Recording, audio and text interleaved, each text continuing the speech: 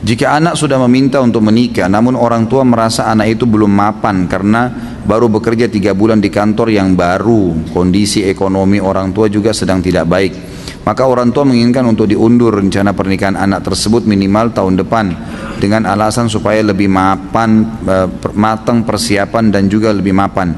Apakah alasan orang tua tersebut syar'i? Tentu disesuaikan dengan kondisi ya. Kondisi misal memang orang tua ini betul-betul dalam kondisi tahu dia membutuhkan penghasilan anaknya dan anaknya ini mau berbakti, terutama kalau anak ini laki-laki ya. Dan orang tuanya tahu ini dia butuh berbakti karena Nabi SAW mematok setiap anak laki-laki itu statement dalam hadis Bukhari, anta wa malika li abik, kau dan hartamu milik ayahmu.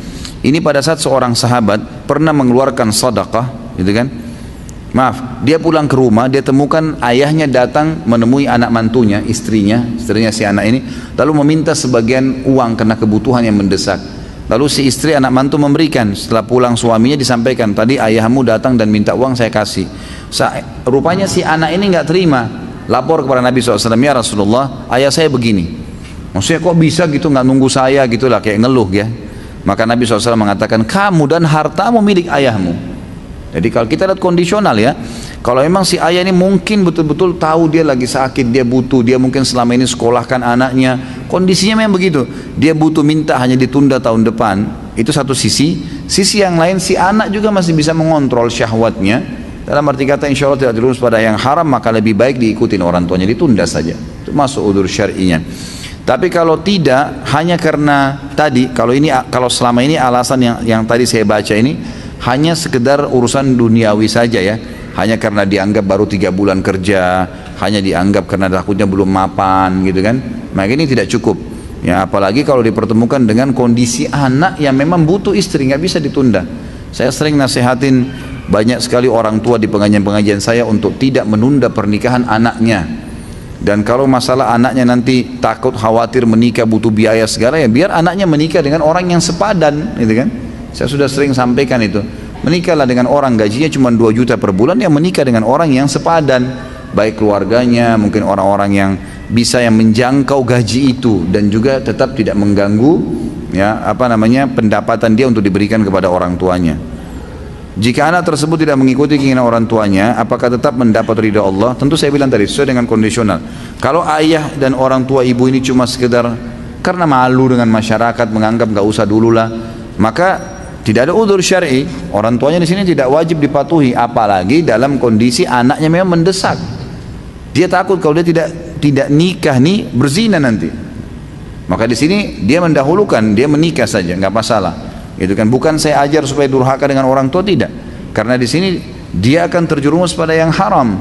Dan kalau melanggar pada yang haram apalagi dosa besar, berarti masuk dalam hadis Nabi SAW, la ta'ata li makhlukin fi ma'siyati khaliq. Tidak boleh patuh pada makhluk pada hal yang berbau pada maksiat kepada Allah. Bisa saja dia nanti maksiat tuh, dia zina kalau dia enggak nikah gitu kan. Maka di sini mungkin dia bisa mendahului orang tuanya khusus poin ini, tapi ya lebih baik tentu kalau mencari ridhonya gitu kan, berusaha untuk ngobrol baik-baik, menjelaskan dan seterusnya.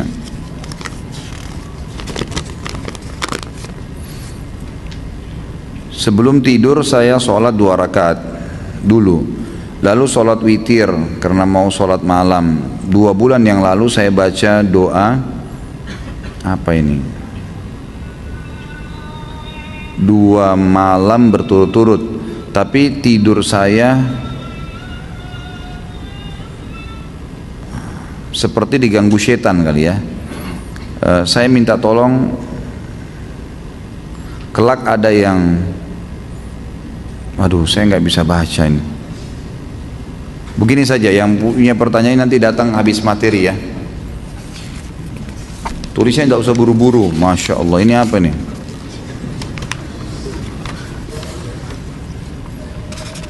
Nah, ini ada buhul-buhul nih. Gambar harimau. Assalamualaikum warahmatullahi wabarakatuh. Ustaz Khalid Afwan, jika sebelumnya menanyakan tema dosa besar syirik, Anda mau konsultasi saat ini karena ada udzur, kami sementara pindah rumah ke tempat mertua. Anda menemukan di rumah itu banyak sekali foto-foto, pajangan, artifacts wafak, patung dan lain-lain. Mertua ana sudah pensiun, dulu ketika masih dinas keluar kota Papua, Kalimantan dan lain, beliau suka bawa cenderamata berupa artefak, wafak dan patung dan seterusnya. Ini saya sempat fotoin dan lampirkan beberapa. Ini raja atau bukan Ustaz? Dipasang di belakang pintu seperti kaligrafi dengan tulisan Arab bergambar harimau. Ana mau cabut namun sama istri nggak boleh, alasannya ini bukan rumah kamu. Kamu di sini kan numpang. Ana harus bagaimana Ustaz? Perlukah dilakukan ruqyah? Yang jelas kalau saya lihat ini bagian daripada buhul, ya. Ini bagian daripada buhul dan ini yang sudah sering dilakukan oleh mereka. Jadi tidak pernah Nabi SAW menganjurkan kaligrafi ditulis seperti gambar macan begini, gitu kan? Dan ini memang butuh waktu untuk dibaca ya. Allahu alam, saya 7 tahun belajar bahasa Arab, ada yang saya tidak bisa ngerti. Ya, itu. Kalau ini bukan sekedar kaligrafi, ini memang ada tulisan-tulisan yang butuh ditelusurin, kurang jelas ya.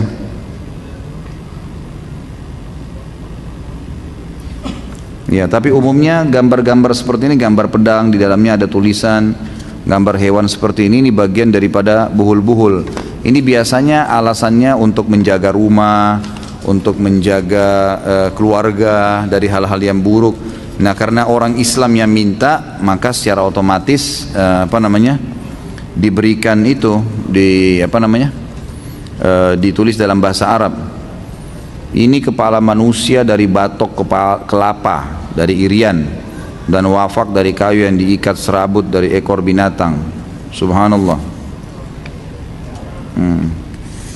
Ya, ini semua bagian daripada buhul-buhul yang saya tahu ya.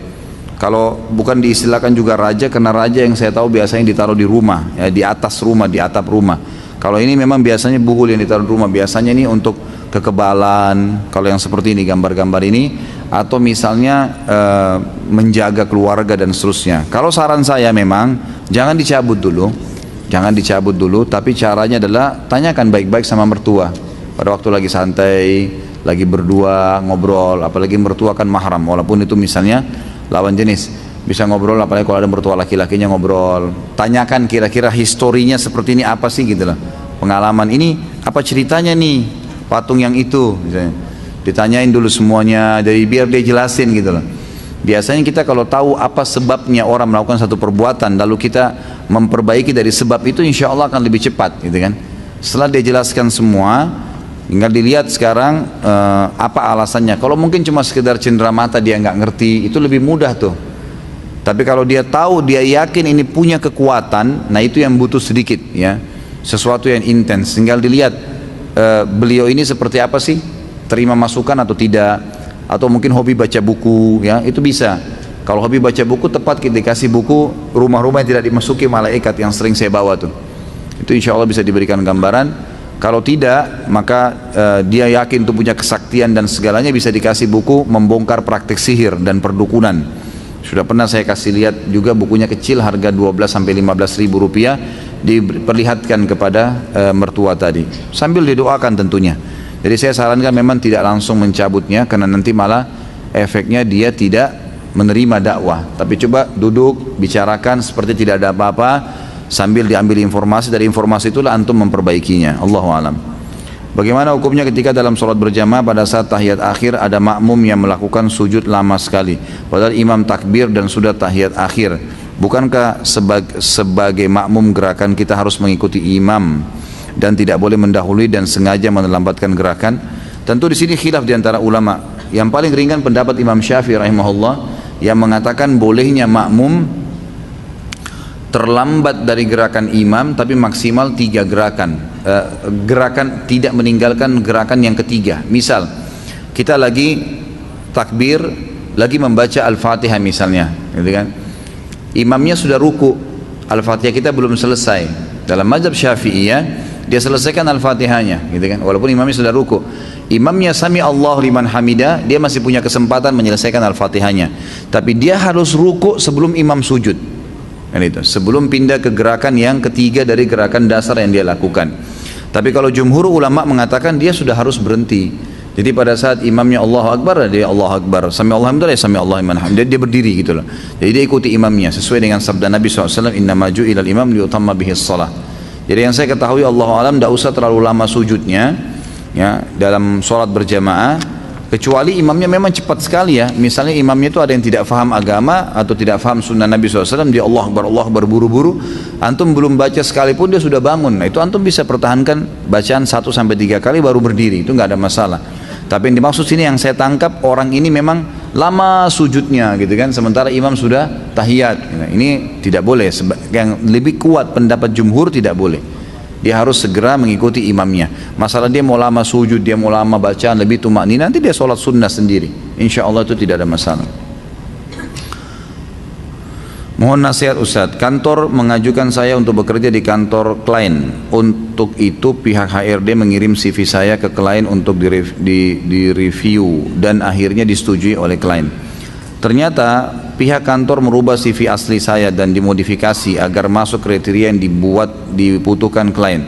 Seperti merubah masa kerja saya menjadi 3 tahun, aktualnya 2 tahun, merubah posisi dan jabatan saya, dan saya diminta untuk mengaku sebagai karyawan tetap padahal status saya karyawan kontrak. Apakah gaji yang akan saya dapat dari pekerjaan ini halal Ustadz? Karena mengetahui akan kebohongan dan manipulasi data tersebut, saya takut apa yang akan saya dapat ini adalah harta haram. Tentu kalau anda tahu dari awal nggak boleh, haram, tolak, gitu kan? Tolak. Saya sudah bilang, tinggalkan kebohongan, tidak boleh, apapun alasannya. Kata Nabi SAW, lazimi kejujuran walaupun depan mata kalian kehancuran. Disuruh dusta nih oleh perusahaan, kalau kau nggak berusaha saya pecat lebih baik, gitu kan? Nabi Yusuf alaihissalam disuruh pilih zina dengan tuannya atau masuk penjara. Dia nggak peduli, padahal dia tinggal zina saja enak-enak. Dia tinggal nikmatin sama istri tuannya, semua perempuan-perempuan itu Mesir juga, sampai disebutkan dalam sebuah athar, wanita-wanita dari Mesir itu berkata kepada istrinya, raja waktu itu, kalau dia berhasil mau zina sama kamu, saya juga mau berzina sama Yusuf, yang penting Yusufnya mau, saya bayar berapa saja. Jadi kayak sudah dikontrak nih, asal mau aja.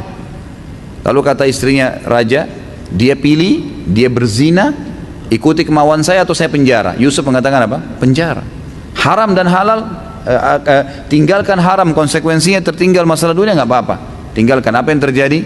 Hanya di penjara sejenak, sebentar. Habis itu Allah angkat derajatnya jadi menteri, kemudian jadi raja, gitu kan? Jadi seperti itu. Makanya kita jangan toleransi tentang masalah seperti ini.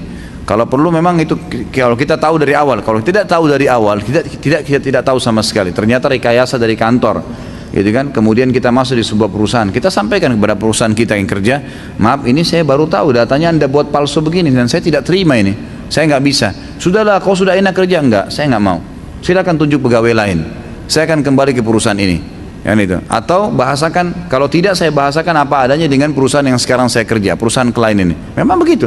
Kita harus punya prinsip dasar, nggak bisa gitu. Untuk apa kita mau mentoleransi pada hal-hal yang haram? Ya, daripada kita masuk ke dalam neraka gara-gara hal seperti ini, bahasakan. Kalau dia tetap tidak mau, kita bahasakan ke lain. Ini sebenarnya datanya itu seperti ini loh. Saya ini seperti ini, saya ini seperti ini. Tapi saya bisa menunjukkan kualitas kerja.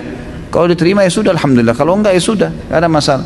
Terus saya berhenti di perusahaan saya, Ustaz. Ya Allah, pemberi rezeki Allah, bukan pimpinan perusahaan kita. Kenapa kita selalu kurung diri kita di situ? Saya sudah bilang kan, jangan kurung diri kita di bingkai kehidupan yang kita buat sendiri. Saya kalau tidak minum kopi pagi hari kepala saya pusing bener nanti, gitu kan. Saya kalau tidak nikah sama orang ini saya gila bener nanti, gitu kan. Gak usah, ya dobrak itu. Insya Allah Allah pemberi rezeki. Amalan-amalan apakah yang dapat menghapus dosa-dosa besar? Taubat nasuha, gitu kan.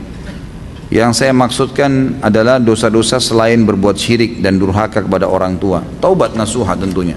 Taubat, tinggalkan dosa itu. Dan saya sudah bilang tadi, kalau dosa itu berhubungan dengan Allah, taubat nasuha. Kalau berhubungan dengan makhluk, diikuti dengan ya mengembalikan haknya. Pak Ustaz, apa hukumnya menggunakan fasilitas perusahaan untuk kepentingan pribadi dan keluarga? Kalau perusahaan bolehkan silahkan. Misal anda punya jabatan tertentu lalu kemudian dikasih fasilitas mobil, ini silahkan pakai fasilitas mobil. Masya Allah, fasilitas mobil dikasih, gitu kan? Oleh perusahaan dikasih, silakan pakai. Memang untuk dipakai, tidak dikasih syarat misalnya ini hanya untuk dipakai dari rumah ke kantor ya. maka boleh dipakai, terserah untuk kebutuhan keluarga. Atau kalau mau lebih aman tanya, ini mobil yang saya dikasih oleh perusahaan ini, saya bisa pakai untuk kepentingan pribadi enggak? Atau hanya untuk sekedar dari rumah ke kantor? Kepekaan kita bertanya, itu lebih baik, jelas. Oh enggak apa-apa kalau mau keluar, jadi saya kalau mau keluar misalnya weekend, bawa keluarga saya makan, keluar, itu boleh enggak? Oh boleh aja, enggak apa-apa, ya sudah, berarti enggak masalah, gitu kan. Tapi yang tidak boleh ikhwani, ini hati-hati ya, enggak boleh pulpen, kertas kantor dibawa ke rumah, bagi-bagi sama ponakan, bagi-bagi sama keluarga. Ini banyak di kantor saya, ini nggak boleh. Fasilitas kantor nggak bisa, gitu kan? Atau kita pakai telepon sembarangan, nggak boleh. Harus kita tahu yang mana yang boleh kan, mana yang enggak. Jadi kita bedain, dipilah. Hati-hati, itu akan ada konsekuensinya. Jadi nggak boleh sembarangan memakai fasilitas kecuali yang dibolehkan saja. Apa hukumnya bekerja di bursa saham? Ya, tergantung sahamnya. Kalau saya, Allahu a'lam, yang saya tahu pendapat ulama mengatakan boleh saja, tapi dilihat saham apa yang sedang dipertahankan, saham apa yang sedang dijual. Kalau berhubungan dengan perusahaan-perusahaan yang haram, ya haram. Kalau berhubungan dengan hal-hal yang halal, ada perusahaan halal memang dia menjual sahamnya dia, maka insya Allah itu hal-hal positif saja. Dan antum, saya tidak ngerti di dalam seperti apa, jauhi semua yang berhubungan dengan kezaliman, manipulasi data, gharar, merugikan salah satu dari dua pihak, dan riba. Tanpa sebab, tanpa apa, tiba-tiba dikenakan denda. Nah ini kalau ini tidak ada, insya Allah mudah-mudahan itu tidak ada masalah, tinggal dipertemukan saja. Pak Ustaz, di tempat saya sehabis salam biasanya salaman ke kanan dan ke kiri. Suatu hari saya sholat di tempat lain, lalu saya ingin bersalaman, tapi orang tersebut menolaknya. Apa hukumnya Ustaz? Ya sebenarnya benar. Orang yang menolak untuk salaman sama anda itu sebenarnya justru yang faham. Nah memang tidak boleh salaman secara khusus habis sholat ya, kecuali memang kita ada hajat. Jadi jangan hubungkan dengan paket zikir habis sholat. Misal teman kita di sebelah, atau kita memang mau kenalan sama dia siapa namanya gitu, nggak apa-apa. Tapi kalau habis salam dijadikan sebagai paket, bahkan banyak orang belum zikir sudah langsung salaman, dianggap itu bagian daripada rangkaian sholat dan zikirnya. Ini nggak boleh. Karena tidak pernah Nabi SAW bersalaman khusus habis sholat dengan para sahabat. Jadi kan sebagai program gitu kan. Apalagi sampai berdiri baca salawat semuanya keliling, ini nggak pernah ada sunnahnya. Gitu kan. Kita bukan bicara masalah salamannya. Salaman adalah ibadah. Tapi meletakkan salaman sebagai paket habis sholat, kita harus tahu kiai kita kerjain nggak Nabi Muhammad SAW. Kita punya guru dan kiai harus diikutin gitu kan, supaya nggak salah, karena dia utusan Allah Subhanahu Wa Taala, dan apa yang kita ikutin yang beliau lakukan dan tinggalkan apa yang beliau tidak contohkan, maka akan diterima oleh Allah Subhanahu Wa Taala. Itu berarti sesuai dengan apa yang Allah mau. Dan jangan sampai menambah-nambah ibadah, karena Nabi Muhammad SAW tidak meninggal dunia kecuali sudah menyampaikan semua yang Allah inginkan. Ya, kalau orang yang nambah-nambah ibadah ini sama, dia bilang maaf Rasulullah, saya lebih tahu daripada anda. Ya, Rasulullah sudah sampaikan. Kalau diingatkan Rasulullah nggak kerjakan, akhi nggak apa-apa. Loh kok nggak apa-apa? Nabimu, kiaimu nggak kerjain, kamu bilang nggak apa-apa, nggak boleh dong. Gitu. Harusnya kita tidak boleh menambah, karena kalau terbuka pintu ini, setiap orang muslim bebas mengerjakan apa yang dia mau, maka apa yang tertinggal dari agamanya Allah, gitu kan? Ini tentu tidak ada. Gitu. Mohon tipsnya Ustadz untuk selalu bisa menahan amarah dalam segala hal. Fahamin pertama, marah itu bagian daripada larangan agama. Jadi kan sebagian ulama mengatakan emosi dan marah yang bukan ada penyebabnya, bukan karena agama, maka itu bagian daripada dosa, tidak dibolehkan, gitu kan? Emosional. Dan Nabi SAW mengatakan bukanlah ya keperkasaan, kejantanan, kebijaksanaan, kedewasaan dinilai daripada marahnya orang, suaranya yang keras, banting-banting barang, bukan itu, gitu kan? Kata Nabi SAW, tapi kedewasaan, kebijaksanaan, keperkasaan dilihat daripada pada saat orang itu bisa mengontrol emosinya. Jadi tips saya yang pertama adalah fahami itu larangan dalam agama. Tips yang kedua, hindari semua pemicunya. Apa saja pemicu? Pemicu marah itu dijauhin. Apa saja yang kira-kira membuat kita selalu marah, ya itu kita dihindarin, gitu kan? Kalau mungkin teman-teman yang sering olok-olok jadi kita marah, ya hindari teman-teman itu, gitu kan? Jadi kita hindarin semua fasilitas itu. Dan insya Allah kita baca, atau penanya bisa membaca fadilah dan pahala orang yang sabar. Sabar berarti dia meredam emosi itu ya. Bolehkah kita mendoakan kebaikan kepada teman kita yang non muslim? Boleh saja. Misal yang paling baik itu hadiah paling baik anda doakan supaya dapat hidayah. Boleh. Ya Allah berikan hidayah. Bolehkah kita mendoakan non muslim agar sembuh? Boleh kalau dari penyakitnya. Gak ada masalah, kita doakan. Yang tidak boleh kita mendoakan kalau dia sudah meninggal dalam keadaan kufur lalu kita doakan, ini yang tidak boleh setahu saya. Sebagaimana dalam riwayat dikatakan Nabi SAW mengatakan, saya menziarahi kuburan ibu saya, kemudian Tuhan saya minta izin kepada Tuhan saya menziarahi kuburan ibu saya diizinkan, dan saya minta agar beristighfar untuk ibu saya tidak diizinkan karena Aminah meninggal dalam keadaan kufur, menyembah berhala, ibu Nabi SAW, gitu kan. Maka Allah tidak izinkan untuk itu. Nabi Nuh alaihissalam waktu anaknya tenggelam, Allah Subhanahu wa taala tidak izinkan dia untuk, ya, tidak dikabulkan doanya agar anaknya diselamatkan karena meninggal dalam keadaan kufur. Nabi Ibrahim alaihissalam ayahnya, gitu kan.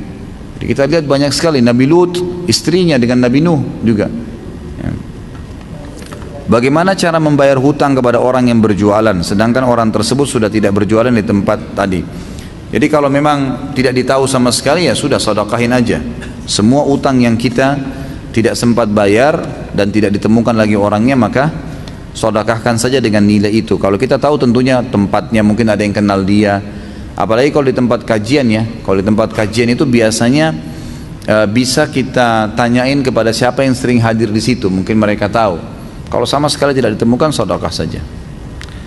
Jika seorang kafir yang terlebih dahulu menutup hatinya dari jalan Allah Subhanahu wa taala, bagaimana dengan seorang bayi yang terlahir dan orang tuanya yang kafir, yang otomatis menjadikan bayi tersebut seorang kafir? Apakah bayi tersebut juga terlebih dahulu menutup hatinya kepada Allah Subhanahu wa taala? Tentu saja tidak. Tentu saja tidak.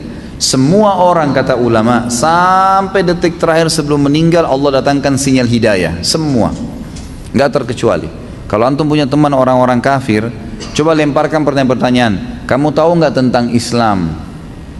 Umumnya tahu. Kamu pernah dengar tentang Islam? Kamu pernah baca buku tentang Islam? Ada nggak keluarga kamu yang Islam? Umum semua jawabannya ada, iya, gitu kan. Mereka dapat sinyal hidayah. Anak ini dalam keadaan kafir, kemudian kalau dia dewasa, mulai dia beranjak, Allah SWT berikan terus petunjuk tuh, terus diberikan petunjuk, sinyal, tinggal dia peka menangkap. Kan saya sudah pernah jelaskan, ikhwani, tidak mungkin Allah SWT turunkan tangan dari langit, tapi Allah SWT datangkan sinyal, gitu kan.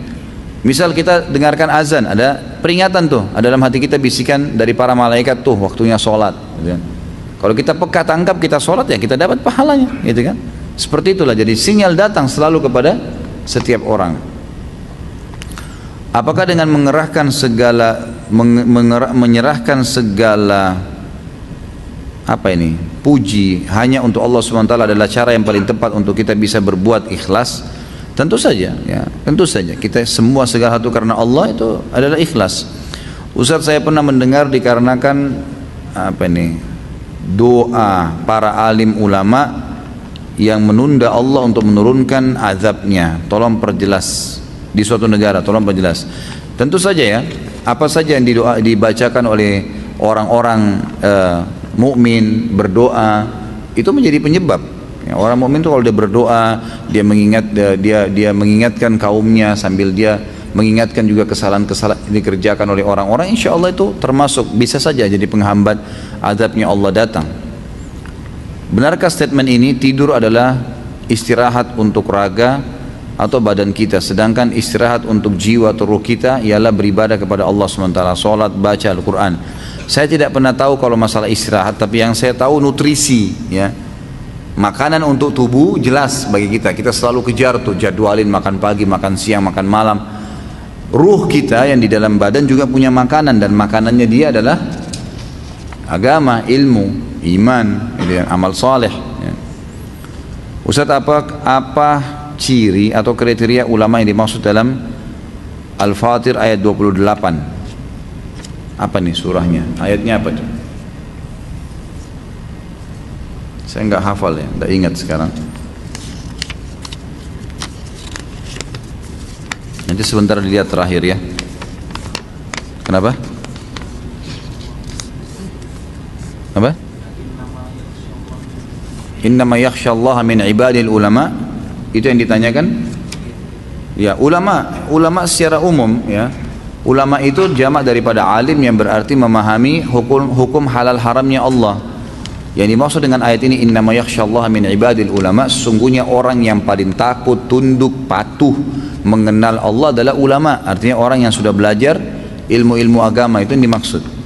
Jadi memang ulama yang faham, dan dia ini dikatakan seorang alim pada saat bersatu padanya dua hal. Dia punya ilmu dan dia amalkan. Karena tidak masuk dalam kriteria alim kalau dia punya ilmu dia tidak amalkan, gitu kan. Jadi tidak dimasukkan dalam kategori alim yang memang bisa masuk dalam ayat ini ya.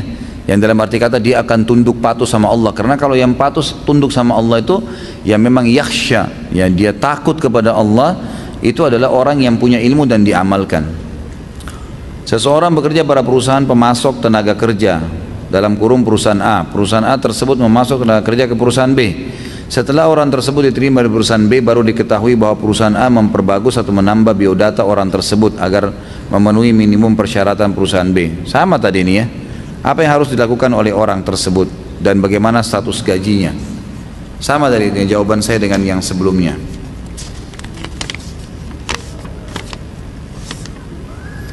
Ustaz, bagaimana hukumnya berjualan kue untuk hari raya non-muslim? Saat ini kami berjualan kue berdasarkan pesanan, yang mana ada kolega kami non-muslim yang memesan kue kami untuk disajikan pada hari raya mereka. Mohon nasihatnya Ustaz. Setahu saya tidak boleh. Setahu saya tidak boleh. Karena kita tidak boleh mendukung apapun yang berhubungan dengan ibadah mereka. Tidak boleh. Kata Nabi SAW, ya, man tasyaba biqaumin fahuwa minhum. Siapa yang ikut-ikutan dengan satu kaum, dalam arti kata mendukung semua yang berhubungan dengan kaum itu yang salah, maka dia golongan dari orang itu. Itu pertama. Kemudian juga Nabi SAW mengatakan dalam hadis lain, hadis sahih riwayat Imam Ahmad, kalau ahli kitab Yahudi Nasrani sedang beribadah, jauhilah, karena laknat Allah sedang turun kepada mereka. Ini hadis sahih, gitu kan. Jadi memang kita dilarang. Allah alam, yang saya tahu lebih baik jangan ya, ambil pesanan orang-orang muslim atau orang non muslim tapi yang sifatnya tidak berhubungan dengan ibadahnya. Kita punya rumah makan, non muslim pesan makanan untuk dia makan pribadi, untuk keluarganya, ini tidak ada masalah. Tapi kalau sudah berhubungan dengan acaranya, maka tidak boleh. Berkenaan dengan uban yang Ustadz sampaikan, bagaimana dengan kedudukan hadis bahwa uban akan menjadi cahaya pada hari kiamat, hadis Abu Daud? Enggak bertolak belakang kan? Enggak bertolak belakang. Artinya tadi kita sebutkan uban itu kalaupun ada, dia akan menjadi cahaya hari kiamat. Ya, itu tidak bertolak belakang. Nabi SAW punya 3 lembar uban, itu akan jadi cahaya. Kalau antum maksudnya adalah lebih baik uban semua daripada rambut hitam, nah ini mungkin bahasan sendiri, gitu kan. Yang kita lihat adalah bagaimana Nabi SAW secara kondisi fisiknya begitu ya, secara kondisi. Dan pernah Abdullah bin Umar radhiyallahu anhuma, beliau memiliki jenggot ya, yang sebagian lembarnya berwarna putih. Lalu Nabi SAW suruh untuk diberikan warna-warna merah ya, ke warna merah dan bukan warna hitam, sehingga tidak kelihatan putih itu. Dari Nabi SAW seperti itu berlakunya yang saya tahu. Anda memiliki usaha di bidang kuliner, yang mau Anda tanya, kalau untuk karyawan sistem pemberian tunjangan kesehatannya bagaimana Ustaz? Karena kalau BPJS kan belum halal. Yang saya tahu Allahu alam, antum lowongkan saja persentase bulanan untuk kesehatan ini, atau kalau tidak maka pada saat dia sakit gitu kan, ditulis di akad kerjanya, kalau sampai pegawai ini sakit dan membutuhkan biaya maka akan ditanggung oleh perusahaan, atau ditanggung oleh perusahaan 50% kah gitu kan, kalau ada operasi, kalau ada anda, kalau sakit-sakit ringan ya dia biayai dirinya sendiri. Itu yang saya tahu, yang saya bisa beritahukan. Karena kalau ngikutin asuransi maka bahasanya kemana-mana lagi nih kan. Itu cukupkah istighfar dan bersyukur sebagai obat hati, atau atas semua kesalahan yang lalu? Allahu alam, yang saya tahu untuk mengobati hati cukup insya Allah, mudah-mudahan ya. Artinya dengan istighfar berarti mengakui kesalahan, dengan bersyukur maka insya Allah itu satu hal yang positif, insya Allah cukup untuk mengobati penyakit hati. Bagaimana balasan Allah? Tentu ini juga dengan dikeluarkan penyakit-penyakit hatinya ya, biar juga banyak istighfar, biar juga banyak bersyukur. Tapi kalau penuh dengan hasud maka sama saja.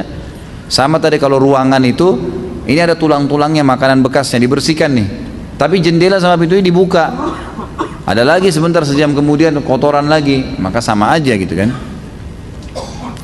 Bagaimana balasan Allah terhadap dosa yang telah lalu dalam konteks sebab dan akibat? Apakah akan dihabiskan di dunia atau akan disisakan di akhirat nanti? Tentu kalau dia taubat bersih, udah nggak ada. Karena kata Nabi SAW dalam hadis sahih riwayat Abu Daud, at-taubatu tajubbu ma qablah. Ya, at-taubatu tajubbu ma qablah. Jadi taubat itu membersihkan semua yang lalu-lalu. Jadi sudah tidak ada lagi, asal dia taubat insya Allah.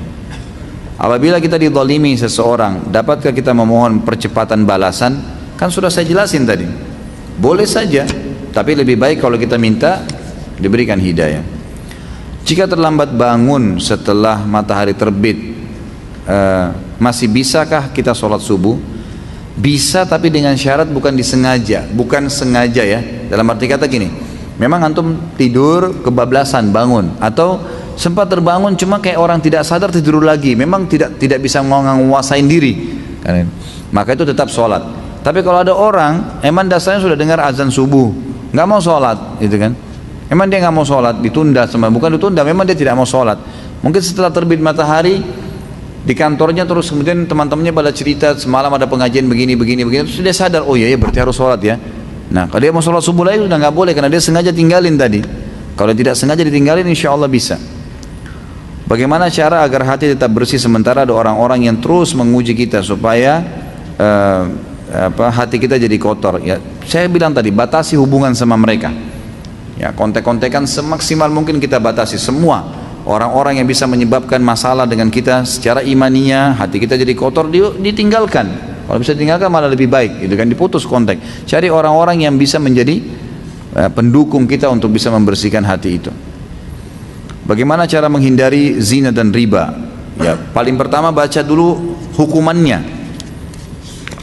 Saya sarankan Anda membaca sebentar, bisa di search, di Google, ditulis hukuman bagi orang yang berzina, hukuman bagi riba. Baca tuh ancaman-ancamannya Allah di situ. Itu yang paling pertama, kiat pertama. Jadi Anda punya informasi kenapa saya harus tinggalkan. Karena selama ini yang membuat orang tidak mau tinggalkan karena dia belum tahu ada apa di belakang itu. Kita tidak mau mengerjakan satu perbuatan karena kita tidak tahu dapat apa di situ tuh. Misalnya perbuatan baik nih. Kalau ada orang malas sholat karena dia belum tahu ada apa di sholat tuh, dan dikasih apa sama Allah. Kalau dia baca janji-janji Allah, insya Allah poin pertama akan terdongkrak hatinya untuk mau mengerjakan. Sama halnya dosa, dia terus mau mengerjakan karena dia belum tahu ancaman Allah di situ, maka dia cari tahu ancaman Allah, gitu kan? Itu yang pertama. Yang kedua, jauhi semua fasilitas yang mendukung itu. Tontonan yang didengar, tidak boleh lagi lihat semua itu, memang ditutup, ya. Jangan buka, karena Allah mengatakan a'udzubillahi minasyaitonir rajim, wala taqrabuz zina, jangan dekatin zina itu. Jangan mulai SMS, jangan mulai telepon, jangan mulai nanya, tidak perlu, sudah tutup aja, gitu kan. Udah selesai, tutup, memang begitu. Dan insya Allah kata Nabi SAW, man taraka syai'an lillah abdalahu khairan min. Siapa yang meninggalkan sesuatu karena Allah, Allah akan gantikan yang lebih baik. Di dalam sebuah hadis yang diriwayatkan oleh Abu Hurairah bahwa Rasulullah SAW bersabda, barang siapa yang melihatku di saat tidur, maka seakan-akan dia melihatku pada saat terjaga, dan syaitan tidaklah dapat menyerupaiku. Juga hadis yang diriwayatkan oleh Abdullah bin Mas'ud bahwasanya Rasulullah SAW bersabda, barang siapa yang melihatku di saat tidur, maka sungguh dia telah melihatku. Sesungguhnya syaitan tidak bisa menyerupaiku. Hadis Tirmidzi, dan dia berkata hadis hasan sahih. Apabila Ustaz Khalid pernah bermimpi bertemu Rasulullah SAW, dan di mimpi tersebut beliau memberi nasihat yang belum pernah ada dikatakan pada zaman beliau kepada Ustaz Khalid, dan berpesan agar disampaikan juga kepada umat muslim yang lain. Apakah Ustaz Khalid akan menyampaikan walaupun itu hal baru? Tentu saja tidak. Tentu saja tidak, karena mustahil bertemu antara pesan Nabi SAW yang datang dalam mimpi dengan apa yang telah beliau ajarkan. Jadi ulama juga membahas masalah mimpi ini. Yang pertama, hadis ini benar, tidak ada yang kita ragukan. Kalau orang lihat di dalam mimpinya Nabi SAW, maka itu adalah Nabi SAW. Tapi perlu diketahui, Ibnu Sirin menjelaskan dalam masalah takwil mimpi dengan panjang lebar. Perlu diketahui, mimpi yang disebutkan ketemu Nabi SAW adalah mimpi yang memang yang sedang dilihat benar seperti apa yang disebutkan ciri fisiknya Nabi SAW. Misal memang Allah perlihatkan kita melihat secara fisik memang Nabi SAW, bentuk alisnya sudah disebutkan bagaimana, warna kulitnya. Kalau misal maaf, ada orang mimpi Nabi SAW tapi orangnya pendek gemuk, itu nggak benar. Karena Nabi SAW apa ciri fisiknya?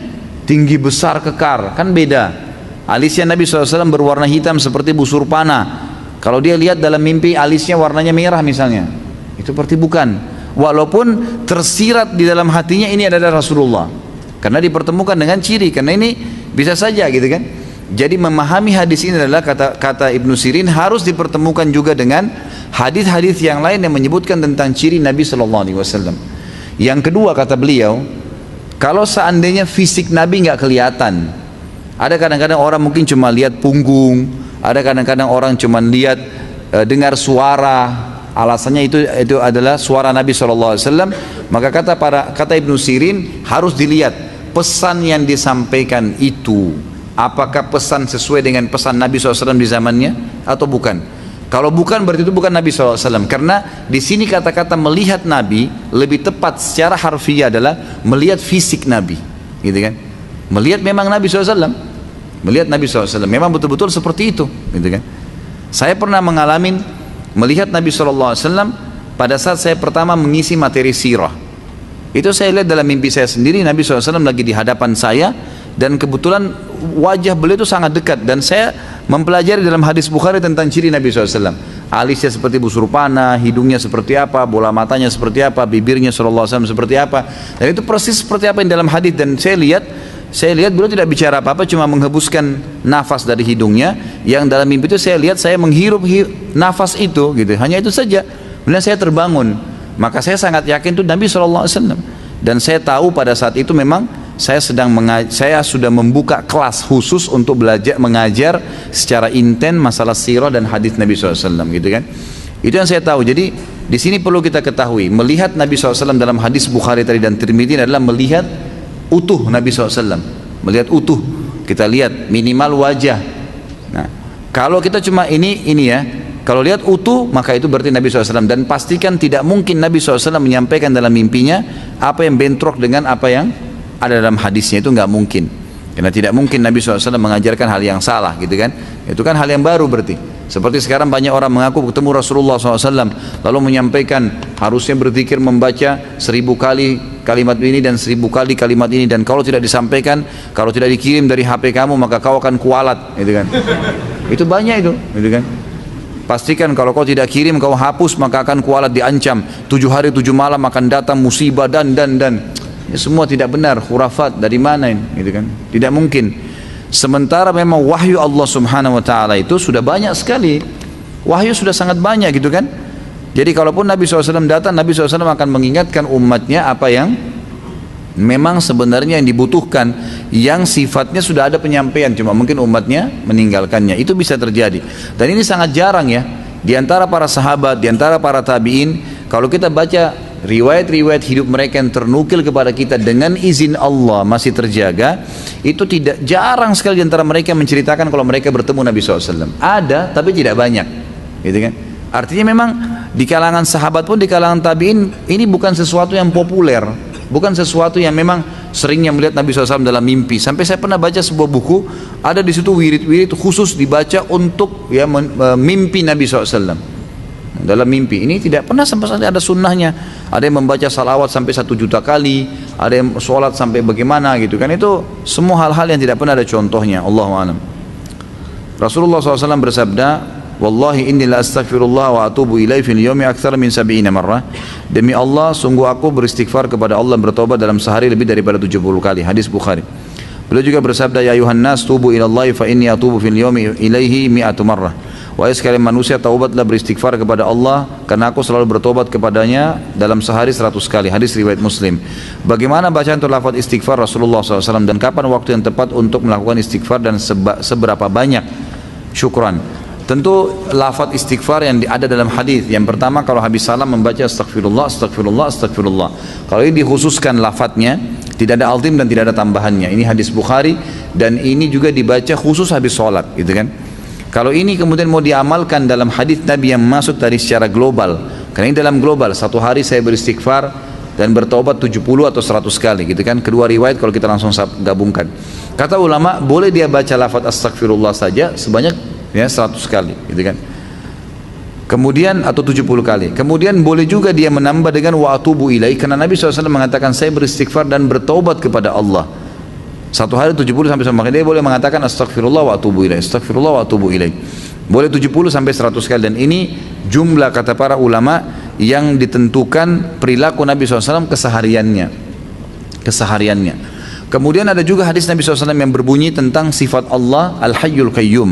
Dalam hadis sahih riwayat Imam Ahmad dan juga Imam Hakim, kata Nabi SAW, siapa yang membaca astagfirullahal azim alladzi la ilaha illa huwal hayyul qayyum wa atubu ilaih. Lafaz paling lengkap ini, astagfirullahal azim alladzi la ilaha illa huwal hayyul qayyum wa atubu ilaih. maka akan diampuni dosanya walaupun sebanyak buih di lautan, sebanyak buih di lautan. Maka ini juga boleh diamalkan, ini juga boleh diamalkan. Allahu alam, yang saya temukan pribadi dengan keterbatasan ilmu saya, tiga lafaz ini, gitu kan. Yang berbau saya beristighfar kepada Allah ya. Kalau dengan lafaz-lafaz lain ada seperti Rabbi ghafirli wali walidayya, ya, itu juga ada. Rabbana ighfir lana wa li ikhwanina alladziina sabaquna bil iman. Ini juga termasuk lafaz istighfar tapi sifatnya umum. Kalau tadi sifatnya khusus kepada dia, gitu kan. Maka itu juga termasuk dalam lafaz-lafaz istighfar. Jadi ini Allah alam yang bisa diamalkan. Kalau masalah jumlahnya kembali kepada penempatan ya. Nabi SAW mengatakan 70 sampai 100 kali, maka lebih afdal kalau seseorang membaca seperti ini, gitu kan. 70 sampai 100 kali dalam sehari. Ada juga yang memahami tidak 70 sampai 100 kali sekali istighfar. Pahami ya? Jadi misal pada saat Nabi SAW punya kesempatan beristighfar, bertobat, beristighfar, beliau membacanya langsung 70 sampai 100 kali per waktu itu. Jadi dalam satu hari bisa sampai berapa kali? Kan gitu. Dan ini ternyata juga difahami oleh sebagian besar ulama tabi'in yang diambil dari para sahabat. Makanya ada di antara mereka yang setiap kali tidak ngomong beristighfar, gitu kan. Sebagaimana pernah saya sampaikan kisah Imam Ahmad dengan seorang penjual roti yang memperbanyak istighfar, akhirnya diterima semua doanya, gitu kan. Jadi ya lafaz hadis tadi yang disebutkan ini bisa mengandung dua makna. Bisa dalam sehari penuh 70 sampai 100 kali, atau 70-100 kali itu di setiap kesempatan pada hari itu dibaca, sehingga kalau kesempatan lain di hari yang sama juga masih dibaca, tapi per satu kali baca itu 70 sampai 100 kali. Allahu a'lam. Bagaimana hukum vaksin atau suntik ketika akan pergi haji? Saya tidak tahu, Allahu a'lam ya. Saya tidak tahu, ini ada yang mengatakan bahannya haram, ada yang mengatakan bahannya halal, tergantung kepada MUI. Kalau MUI sudah mengatakan itu halal, sudah diadakan penelitian, kena teman-teman MUI punya tim. Kalau saya tidak ada timnya untuk itu, maka insya Allah kita kembalikan hukumnya kepada mereka, gitu kan. Dalam pepatah dikatakan, jadikanlah antara dirimu dengan neraka seorang alim. Artinya kalau sudah ada fatwa dan dia orang ulama yang dikenal, insya Allah sudah cukup, gitu. Kalau imam mereka mengatakan tidak ada masalah, maka lakukan saja. Bagaimana kita tahu adanya bibit iri, dengki dan hasud di dalam hati kita? Tadi saya sudah kasih contoh.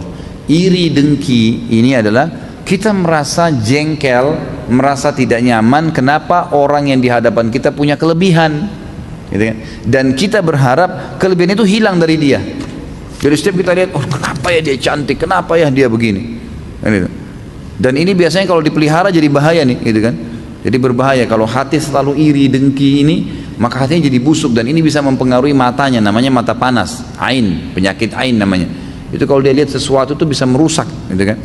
Kata Nabi SAW dalam hadis, mayoritas umatku meninggal memang ajal datang, tapi sebabnya adalah ain, justru karena hasutnya orang, gitu kan. Jadi banyak orang begitu, ada suami istri rusak rumah tangganya karena ain, ada anak-anak sakit karena ain. Sampai Utsman bin Affan radhiyallahu anhu pernah melihat seorang anak kecil gagah sekali wajahnya, kemudian saking gagahnya anak itu dihiasi lagi dengan baju yang gagah, anak laki-laki tapi seperti wajah perempuan yang sangat menarik gitu. Kata Utsman, tidakkah kalian letakkan di bawah bibirnya arang, ya bekas masak panci itu biasa ada hitam, diambil hitamnya itu dioles di bawah bibirnya agar ada sedikit ya yang membuat orang tidak hasut dengannya, gitu kan. Orang tidak hasut dengannya.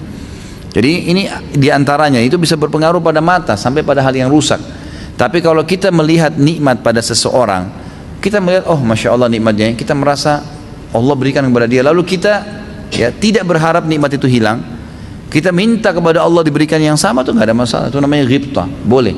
Dan tadi sudah saya kasih 3 kiat supaya kita tidak hasut kepada orang, gitu kan, supaya tidak hasut kepada orang. Allahu a'lam. Apa kriteria orang yang butuh ruqyah? Banyak ya, malas ibadah, sering mimpi buruk, ya, kemudian sering takut sendiri tiba-tiba, gitu. Sering ketindian, kan? Orang bilang ketindian tiba-tiba kayak nggak bisa nafas, gitu. Nah itu semua ciri-ciri butuh ruqyah. Dan caranya untuk mendeteksi sederhana, coba baca ayat-ayat ruqyah, baca Al-Fatihah, ayat kursi, Al-Ikhlas, Al-Falaq, An-Nas dan Al-Kafirun. Baca 3 kali, ditiup ke telapak tangan, usap dari kepala sampai ke kaki dengan niat meruqyah diri. Kalau terasa merinding, nggak enak, panas, tiba-tiba mual, mau muntah, nah itu berarti ada reaksi, dilanjutin ke ruqyah. ya, bisa berhubungan dengan ustadz-ustadz ruqyah yang pernah saya sampaikan nomornya, atau memang bisa mencari tahu lebih jauh lagi ya. Banyak, ada bahasan sendiri sebenarnya, ada bahasan di YouTube tentang bahasan saya masalah ruqyah. Bisa berobat dengan dengan ruqyah pribadi, mandiri tadi. Bisa juga meminum air yang ditaruh daun bidara, ya, kemudian mandi dengan air bidara, itu semua termasuk bisa dilakukan gitu. Atau minta tolong sama para ustadz-ustadz kita yang memang sudah menjalankan itu, ya, meruqyah orang-orang. Saya sudah ngasih tahu orang tua saya tentang sunnah, tapi beliau tetap kekeh pada pendiriannya tentang tahlilan. Bagaimana cara supaya orang tua saya kembali ke sunnah? Kalau sudah disampaikan, tugas Anda sudah lepas. Selebihnya doakan saja. Selebihnya doakan kepada Allah SWT, karena kita tidak punya cara lain. Yang penting sudah dijelaskan kebenaran pada orang yang sedang salah. Mau tanya tentang hadis ini, apakah untuk kalangan kita atau orang-orang fasik, Ustaz?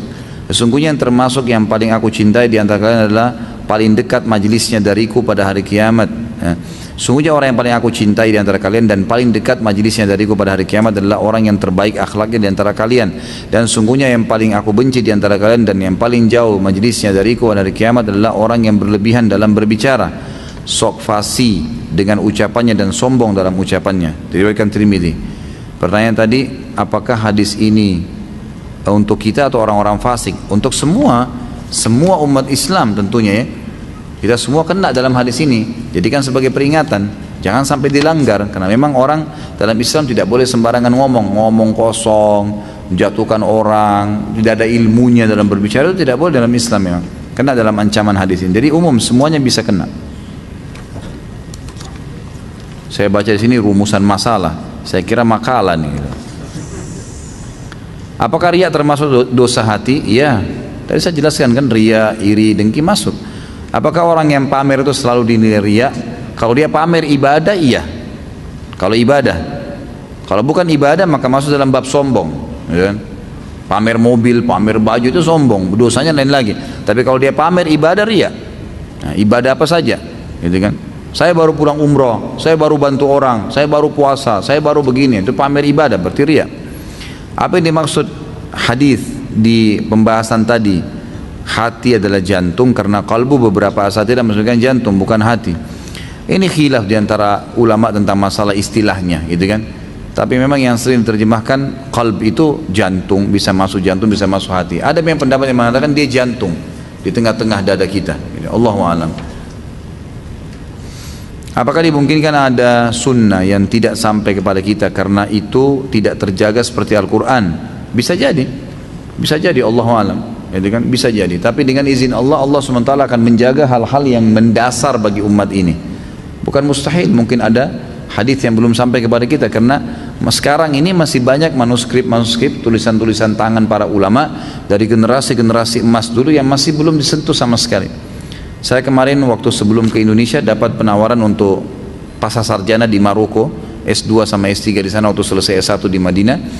Kemudian pada saat saya sebelum berangkat, ada beberapa teman-teman kita yang sudah mendahului kami ke sana dulunya. Tentu saya tidak berangkat ya, tapi waktu itu sempat saya ngobrol-ngobrol gimana sih sebenarnya keadaan Maroko itu.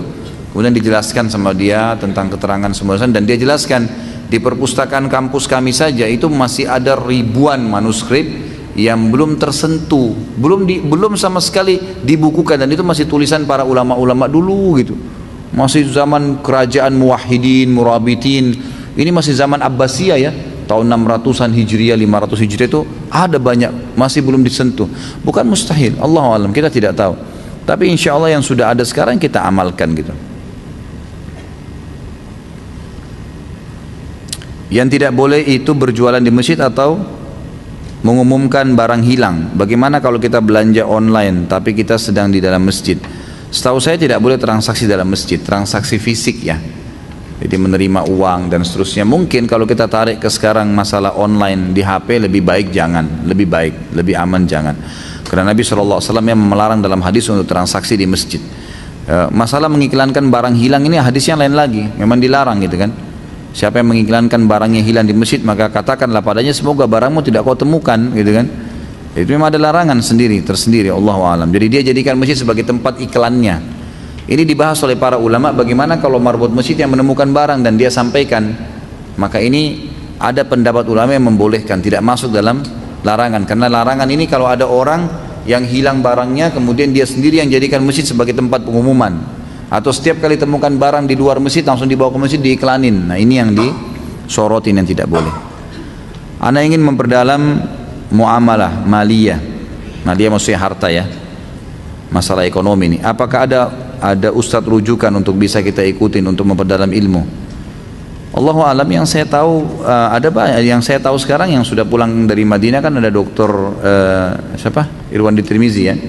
Kemudian yang lain saya tidak pernah secara khusus tahu, tapi mungkin ya umumnya, insya Allah umumnya teman-teman yang sudah pernah belajar, apalagi tamatan dari Fakultas Syariah, itu umumnya bisa dijadikan sebagai rujukan. Saya tidak ingat sekarang nama-nama mereka, tapi insya Allah tuh tanya saja ya, kalau mereka terutama tamatan Mesir, tamatan Madinah, tamatan Mekah, tamatan Mesir, dari Timur Tengah, yang insya Allah bisa dijadikan rujukan.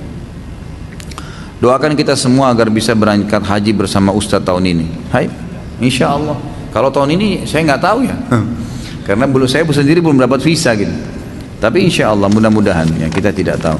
Kalau mungkin kita berangkat di tahun-tahun akan datang, insya Allah mudah-mudahan Allah SWT mudahkan. Istri anak kurang suka janggut anak panjang. Apa ini? Apa ini ya? Dia minta janggut anak dipendekin. Apakah anak harus ikuti istri anak atau haruskah anak cari penggantinya?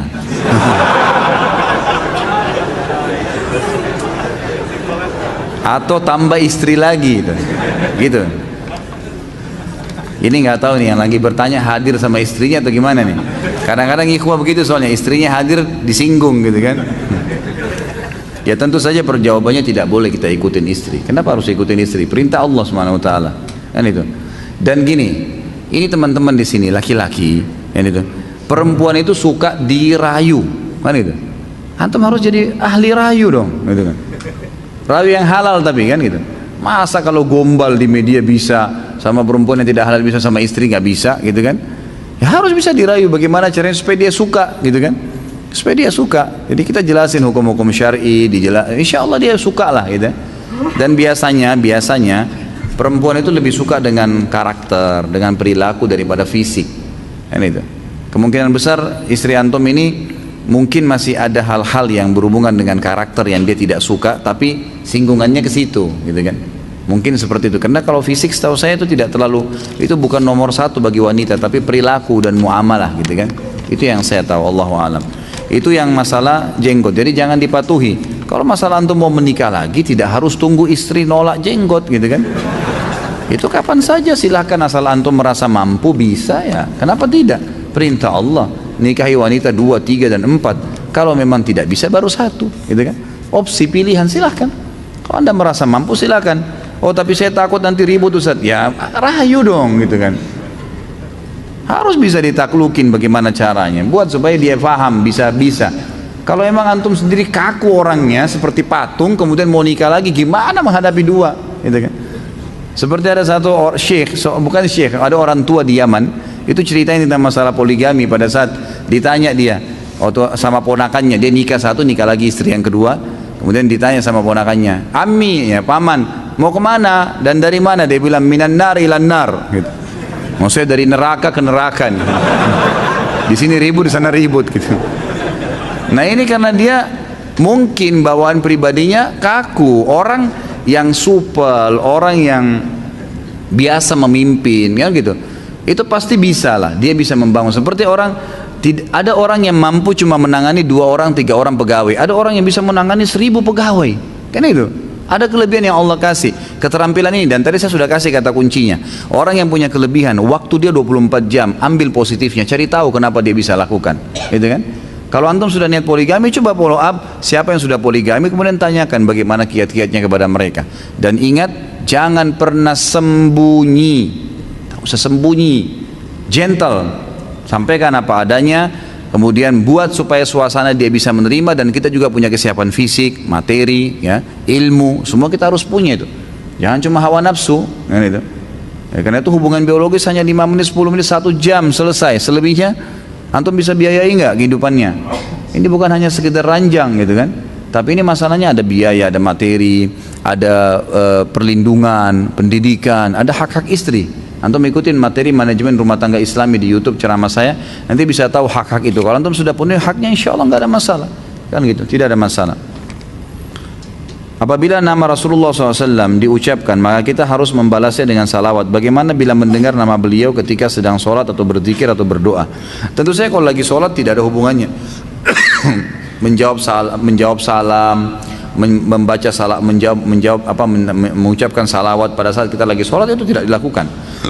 Karena ibadah sholat ada larangan Nabi SAW, tidak boleh dihubungkan dengan bacaan lain. Tapi kalau lagi berdoa atau misalnya memang ada ibadah yang kita kerjakan dan tidak dilarang untuk memasukkan bacaan lain. Saya tahu saya kalau doa lagi zikir, kita lagi zikir pagi atau zikir habis sholat, ada orang menyebutkan Nabi SAW, kita juga mengatakan SAW. Tapi kalau sholat jangan. Apabila kita, tapi tentu setelah salam bisa ya. Setelah antum salam, antum ingat tadi kayaknya ada orang yang salam nih, kita jawab salam. Atau ada yang membacakan, sebutkan nama Nabi SAW, kita sebutkan nama, atau kita membacakan salawat pada Nabi SAW. Apabila kita melakukan dosa lalu bertaubat, apakah Allah akan menanyakan dosa itu di yaumul hisab? Tidak ditanyakan, tapi diperlihatkan. Tetap kita akan lihat dosa sekecil dan sebesar apapun, antum sudah taubat, tetap di buku amal ada. Tapi di situ sudah diberikan gambaran ini sudah taubat nih. Ini misalnya ada orang berzina umur 16 tahun. Kemudian dia tobat di umur 21 tahun. Dosa zina dari 16 tahun dimaafkan secara hukum, tidak dihukum lagi, tapi secara laporan tetap ada. Jadi kita tahu nih umur 16 tahun kamu pernah berzina, ini kamu lakukan di sini, dan kamu tobat di umur begini, karena itu Allah ampuni. Jadi tetap kelihatan. Makanya tafsir firman Allah Subhanahu wa taala, orang-orang kafir atau menerima buku mereka mengatakan, a'udzubillahi minasyaitonirrajim, ma li hadzal kitabi la yughadiru shaghiratan wala kabiratan illa ahsaha. Buku apa ini yang kami terima yang tidak membedakan antara hal kecil dan hal yang besar? Kata ulama, tangisan yang pertama, tangisan yang ke-100, tarikan nafas yang pertama, tarikan nafas yang ke-1000, yang ke-1.000.000, gerakan tangan, gerakan kaki, segalanya dicatat dalam buku amal malaikat. Ini bukan laporan biasa ini sekretaris Lux ini, gitu. Ini luar biasa, malaikat catat semua, gitu kan? Yang apapun yang kita lakukan, baik atau buruk, itu semua sudah tercatat. Apa hukum menghadiri walimah safar yang diadakan orang yang akan berangkat haji? Kalaupun boleh hadir, nasihat apa dan pesan apa? Sebenarnya saran saya ya, lebih baik nggak hadir. Kalau saran saya, karena pertama walimah safar itu sendiri saya sudah pernah jelasin. Secara makna walimah safar nggak ketemu dalam bahasa Arab. Walimah itu acara untuk perkawinan, makanan perkawinan. Safar itu safar. Ini di Indonesia nih, yang penting ada bahasa Arabnya, gitu kan? Yang penting ada bunyi Arab sudah. Nah ini sudah bagian dari agama kita. Ini nggak benar. Itu secara makna sudah nggak benar. Nabi SAW tidak pernah mempraktikkan kalau mau ibadah diiklanin. Tidak pernah itu. Undang orang untuk khusus gitu kan. Sekarang orang mau haji, mau umroh selalu adakan walimah safar. Yang tadi tanda kutip bahasa itu. Untuk apa? Saya pernah tanya untuk apa? Untuk minta maaf. Loh, minta maaf dalam Islam itu bukan pada saat mau haji dan umroh loh. Sepanjang hari, setiap saat. Jangan sampai kita meninggal. Jangan tutup mata kita malam hari kecuali sudah minta maaf. Yang kedua saya tanya apa alasannya, jawabannya untuk didoain. Ya mau berangkat ibadah siapa? Mereka yang doain kita, gitu kan?